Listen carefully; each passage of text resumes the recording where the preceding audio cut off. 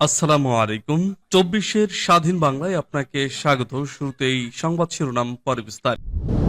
পুরোদমে আবারও ফের ইসরায়েল ফিলিস্তিন হিজবুল্লাহ হামাস বাহিনীর যুদ্ধ শুরু। জানিয়ে দিব আমাদের হাতে থাকা সর্বশেষ গুরুত্বপূর্ণ আপডেট, আন্তর্জাতিক সংবাদ। শুধু গুলির মাঝেই যুদ্ধবিরতির আলোচনা চলবে, হামাসকে হুঁশিয়ারি নেতানিয়াহুর। এরপর জানিয়ে দিব ইসরায়েলকে হামলায় গাজার প্রধানমন্ত্রী নিহত, ইন্না লিল্লাহি ওয়া ইন্না ইলাইহি রাজিউন। এরপর জানিয়ে দিব আজকের সংবাদের সব থেকে গুরুত্বপূর্ণ বিষয়, সেহরির পর ভয়ঙ্কর হামলা গাজায়, নিহত ৪১৩ মুসলিম, প্রাণ আহত ৫২৬। শুনছিলেন সংবাদ শিরোনাম, এখন বিস্তারিত। তবে তার আগে অনুরোধ থাকবে ভিডিওটিতে একটি লাইক এবং কমেন্টস করে জানিয়ে দিন আজকের সংবাদের সব থেকে গুরুত্বপূর্ণ বিষয়ের মতামত। দর্শক, আপনারা জানেন অবরুদ্ধ গাজা উপত্যকায় ফের আবারও ফিলিস্তিনি বেসামরিক নাগরিকদের ওপর অব্যাহত নৃশংস বিমান হামলা চালিয়েছে দখলদার ইহুদিবাদী সরকার। আর এই হামলাকে গোটা বিশ্ব কিভাবে দেখছেন তা আমার জানা নেই। গোটা মুসলিম জাহানের একটি বছরের মধ্যে এই মাসটি চলছে একটি পবিত্রতম মাস, গুরুত্বপূর্ণ মাস। এ মাসে মুসলিম ভাইয়েরা অর্থাৎ আল্লাহর প্রিয় বান্দারা আল্লাহর কাছেই দোয়ার দরখাস্ত করতে থাকেন এবং বেশি বেশি ইবাদত বন্দিগিতে মশগুল থাকেন, যাতে তারা দুনিয়াও আখেরাতে ভালো পুরস্কার পান। কিন্তু কি দুঃখের বিষয়, আমি মুসলিম, আমি আমার দেশে খুব শান্তিতে বসবাস করতে পারছি, এটা আল্লাহর কাছে লাখো কোটি শুকরিয়া। কিন্তু ভাই, আমার সম্পদের উপর, আমার জমিনের উপর, আমার বাড়ির উপর আমি বসবাস করতে যদি না পারি, আপনি বসবাস যদি না করতে পারেন, আপনার পিঠ কি দেওয়ালে ঠেকবে? আমি মনে করি অবশ্যই ঠেকবে। আর পিঠ দেওয়ালে ঠেকলে অবশ্যই তার প্রতিরোধ আপনি গড়ে তুলবেন। আর সেই প্রতিরোধটুকুই ফিলিস্তিনি আমার মুসলিম ভাইয়েরা করছে। আর আমরা গোটা বিশ্ব মুসলিমবাসী সেটি চেয়ে চেয়ে দেখছি। আমরা হাতে চুরি পরে বসে আছি, যেন আমাদের কিছুই করার নেই। আমার বিশ্বাস, গোটা মুসলিম জাহান যদি একত্রিত হয়, ভেদাভেদ ভুলে প্রকৃতভাবে তোমার ভাইয়ের জন্য যদি তুমি সামান্যতম পরিমাণ লড়াই করো, তাহলে বোধহয় এই বিজয় মুসলিমদের কখনোই এই বিজয় ছিনিয়ে নিতে সাহস দেখাবে না ইহুদিবাদী দেশ। তাই এখনই সময় এসেছে গোটা মুসলিম জাহানের ঐক্যবদ্ধ হওয়ার, ঐক্যের ডাক দেওয়ার। এ সময় ফেলে দেবার নয়। দর্শক, এ বিষয়ে আপনার মতামত কি তা কমেন্ট বক্সে লিখে জানান। আর অনুরোধ থাকবে, আপনি যদি আমাদের এই চ্যানেলটিতে নতুন হয়ে থাকেন তাহলে অবশ্যই চ্যানেলটি সাবস্ক্রাইব করে পরবর্তী আপডেট সংবাদ পেতে চোখ রাখুন স্বাধীন বাংলা 24-এ।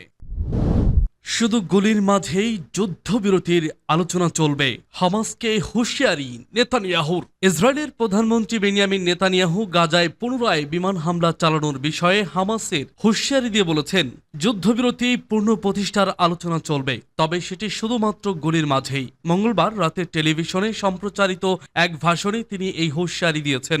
নেতানিয়াহু বলেন, হামাসের ওপর সামরিক চাপ সৃষ্টি করা এবং বন্দীদের মুক্তির জন্য অত্যন্ত গুরুত্বপূর্ণ শর্ত ও এই হামলা মাত্র শুরু। তিনি প্রতিশ্রুতি দিয়ে বলেন, ইসরায়েল তার সমস্ত লক্ষ্য অর্জন না করা পর্যন্ত নতুন হামলা অব্যাহত থাকবে। হামাসকে ধ্বংস করা এবং তাদের হাতে আটক সব জিম্মিকে মুক্ত করাই মূল লক্ষ্য। ইসরায়েলের প্রধানমন্ত্রী বলেন, গত ২৪ ঘন্টায় হামাস ইতিমধ্যেই আমাদের শক্তি অনুভব করেছে। আমি আপনাদের এবং তাদের প্রতিশ্রুতি দিতে চাই যে এটি কেবল শুরু। এর আগে ইসরায়েলের প্রতিরক্ষা মন্ত্রী ইসরায়েল কার্টস গাজায় অনেক সপ্তাহ, এমনকি মাসের পর মাস ধরে যুদ্ধের সম্ভাবনার ইঙ্গিত দিয়েছিলেন।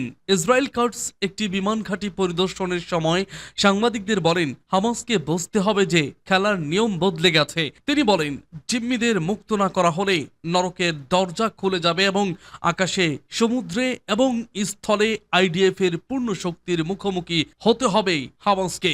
ইসরায়েলি সেনাবাহিনী ইঙ্গিত দিয়েছে যে খুব শিগগিরই গাজায় স্থল হামলা করতে পারে। সূত্র রয়টার্স ও গার্ডিয়ান।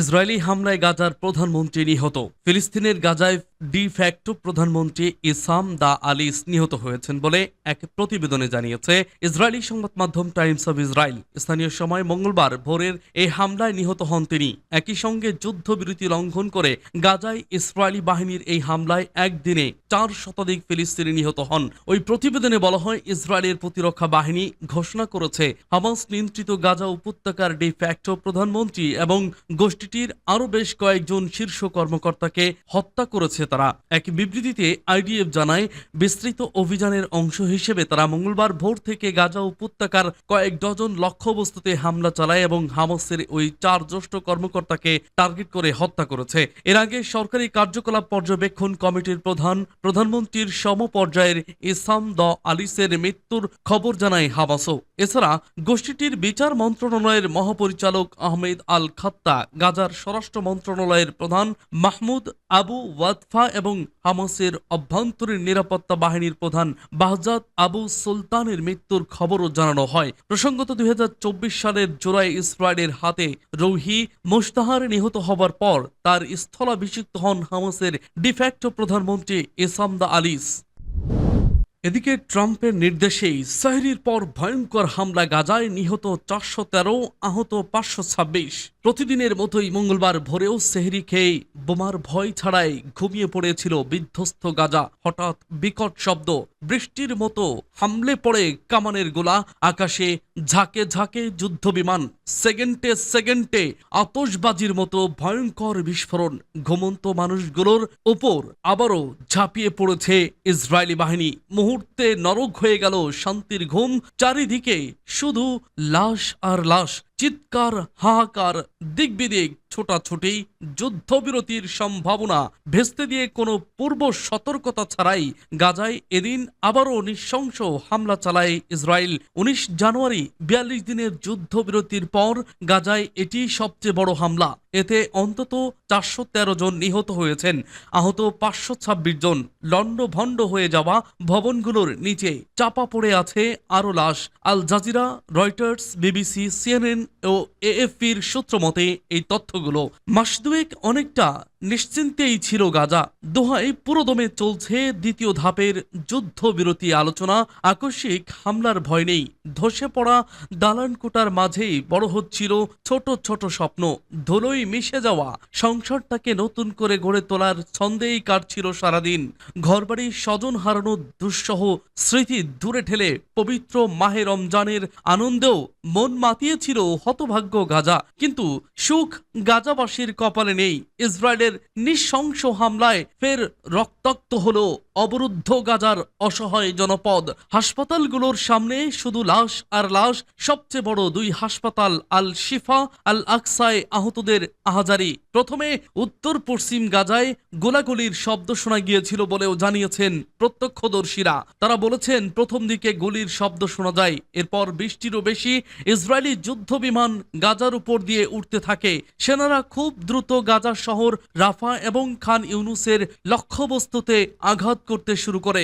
গাজার মিডিয়া অফিস জানিয়েছে এই হামলায় নিহতদের বেশিরভাগই নারী, শিশু এবং বয়স্ক নাগরিক। হামলায় হামাস সরকারের প্রধানমন্ত্রী ইসাম আল দা আলিস, উপপররাষ্ট্রমন্ত্রী এবং হামাসের শীর্ষ নিরাপত্তা কর্মকর্তা মাহমুদ আবু ওয়াফা নিহত হয়েছেন। নতুন করে যুদ্ধ শুরু হওয়ায় আবারও শোকের ছায়া পড়েছে গাজায়। 24 বছর বয়সী নারমিন আবু নাসর বলেছেন, হঠাৎ আমরা গুলির শব্দে জেগে উঠি। বাচ্চারা চিৎকার করে বলতে শুরু করে যে তারা আর একটি যুদ্ধ চায় না, এটি যেন আবার ফিরে না আসে। মধ্যপ্রাচ্য নতুন করে উত্তেজনা বৃদ্ধির জেরে বুধবার জরুরি বৈঠকের আহ্বান জানিয়েছে জাতিসংঘের নিরাপত্তা পরিষদ। গাজায় আবার ঝাঁপিয়ে পড়বে ইসরায়েল। 6 মার্চ ট্রুথ সোশ্যালে জিম্মি ফেরতে হামাসকে লক্ষ্য করে দেওয়া ট্রাম্পের লাস্ট ওয়ার্নিংই তার পূর্বাভাস ছিল। কিন্তু সেই লাস্ট হুঁশিয়ারি যে ভয়াবহ হবে তা হয়তো ধারণা করতে পারেননি হামাস নেতারাও। ইসরায়েলের প্রধানমন্ত্রী বেঞ্জামিন নেতানিয়াহু এবং প্রতিরক্ষা মন্ত্রী ইসরায়েল কাটস এই হামলার নির্দেশ দিয়েছেন বলে দেশটির প্রধানমন্ত্রীর কার্যালয় জানিয়েছে। বিবৃতিতে বলা হয়েছে, ইসরায়েলি জিম্মিদের মুক্তি না দেওয়া এবং মধ্যস্থতাকারীদের কাছ থেকে আসা সব প্রস্তাব প্রত্যাখ্যানের জবাবে এই হামলা চালানো হয়েছে। তবে এই শেষ নয়, গাজায় আরো বড় হামলা চালাবে বলেও জানিয়েছে ইসরায়েল। জাতিসংঘে নিযুক্ত ইসরায়েলের রাষ্ট্রদূত ড্যানি ড্যানন মঙ্গলবার এক বিবৃতিতে বলেছেন, আমরা আমাদের শত্রুদের প্রতি কোনো দয়া দেখাবো না। হামাসকে সব জিম্মিকে মুক্তি দিতে সতর্ক করেই একথা বলেছেন তিনি। কিন্তু হামাস বলেছে, যুদ্ধবিরতির দ্বিতীয় ধাপে না যাওয়া পর্যন্ত তারা কোনো জিম্মিকে মুক্তি দেবে না।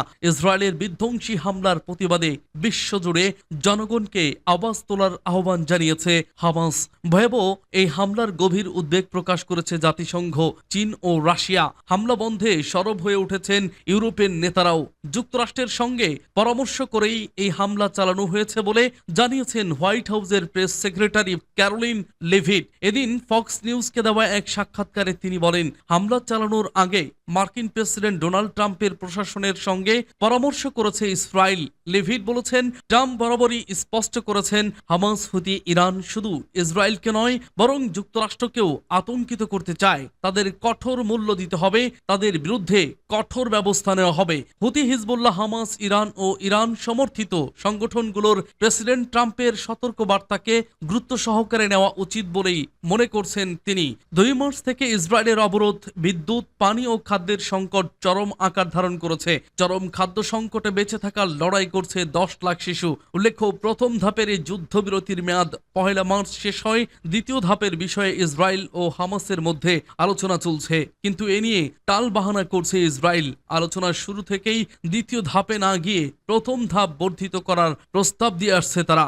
জামায়াত ও হেফাজতের উদ্বেগ, যুদ্ধবিরতি লঙ্ঘন করে গাজায় ইসরায়েলি হামলায় শিশুসহ 4 শতাধিক লোক নিহত হওয়ার ঘটনায় গভীর উদ্বেগ প্রকাশ করে বাংলাদেশ জামায়াতে ইসলামী ও হেফাজতে ইসলাম বাংলাদেশ।